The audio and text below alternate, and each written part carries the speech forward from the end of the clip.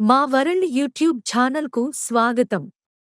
Tourism, health, చరిత్ర, మన వంటకాలు, విజ్ఞానం, దేవాలయాలు అన్నింటికీ ఒకే వేదిక. పెసరపప్పుతో అద్భుతమైన ప్రయోజనాలు. పెసరపప్పుతో చేసిన వంటకాలు తినడం వల్ల చాలా ఆరోగ్య ప్రయోజనాలు కలుగుతాయి. ఈ పప్పులో ఫైబర్, ప్రోటీన్ అధికంగా ఉంటాయి. పెసరపప్పులో కేలరీలు తక్కువగా ఉంటాయి. పెసరపప్పు ఆకలిని నియంత్రించడంలో సహాయపడుతుంది. కాబట్టి బరువు తగ్గడానికి ఇది చాలా సహాయపడుతుంది. ఫైబర్ అధికంగా ఉండే పెసరపప్పు తేలికగా జీర్ణమవుతాయి. త్వరగా జీర్ణమవుతుంది కాబట్టి పొట్ట తేలికగా ఉంటుంది. గుండెకు పెసరపప్పు ఎంతో మేలు చేస్తుంది. ఫైబర్, పొటాషియం, యాంటీఆక్సిడెంట్స్ పుష్కలంగా ఉండే పెసరపప్పు రక్తంలో చక్కెరను తగ్గించడంలో సహాయపడుతుంది. కొలెస్ట్రాల్ను అదుపులో ఉంచుతుంది. దీనివల్ల పెసరపప్పు గుండె జబ్బుల ప్రమాదాన్ని తగ్గిస్తుంది. శాకాహారులకు ప్రోటీన్ కావాలంటే కొంచెం కష్టమే.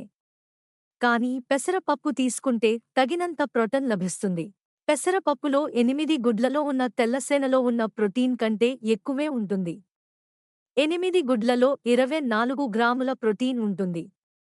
100 గ్రాముల పెసరపప్పులో 24 గ్రాముల ప్రోటీన్ ఉంటుంది.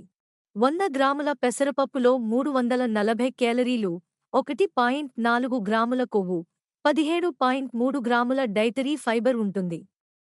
అంతేకాకుండా విటమిన్ సి, కాల్షియం, ఐరన్ కూడా ఉంటాయి. ఇందులో ఉన్న ఇనుము కారణంగా రక్త ప్రసరణ బాగా జరుగుతుంది.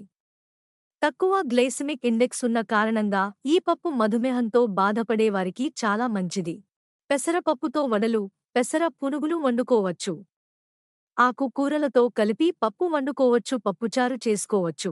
ఇక అందరూ ఇష్టపడే పులగం తయారు చేయటానికి పెసరపప్పు తప్పనిసరిగా కావాలి.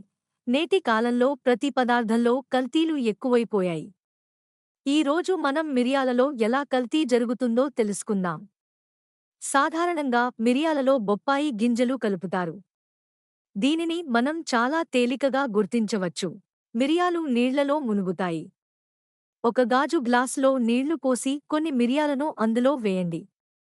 కల్తీలేని మిరియాలు అయితే నీళ్లలో మునుగుతాయి. బొప్పాయి గింజలు అయితే నీటిలో తేలతాయి. ఈ వీడియోను చూసినందుకు ధన్యవాదాలు. మీకు ఈ వీడియో నచ్చితే సబ్స్క్రైబ్ చేసి మీ ప్రోత్సాహం అందించండి.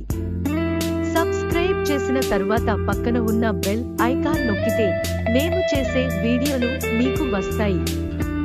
దయచేసి వీడియోను మీ మిత్రులకు షేర్ చేయండి, లైక్ చేయండి, కామెంట్ కూడా చేయండి.